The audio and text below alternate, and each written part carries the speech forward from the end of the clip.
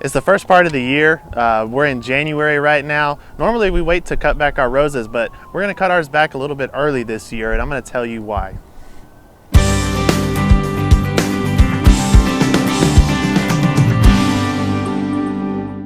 Here in North Texas, we typically tell people to cut back their roses about around Valentine's Day.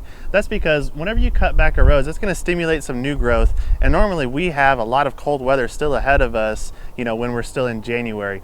But after Valentine's Day, it starts warming up, and that's a good time to get your roses going with some new growth. Now this year we've had an exceptionally warm January, so our rose is actually starting to put new growth on now. And so we're gonna go ahead and cut these back today. These haven't been cut back in a couple of years. They're overgrown, they're starting to block some of the windows, and they just need a little bit of new vigor.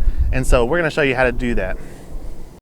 Now the main purpose of cutting back a rose that's gotten too big is, one, to reduce the size of it, and as I also mentioned, you're going to increase the vigor of the plant. And the other thing you want to do is look for any dead branches and cut out any dead branches and get anything that's going to be crossing or too crowded out of the rose plant.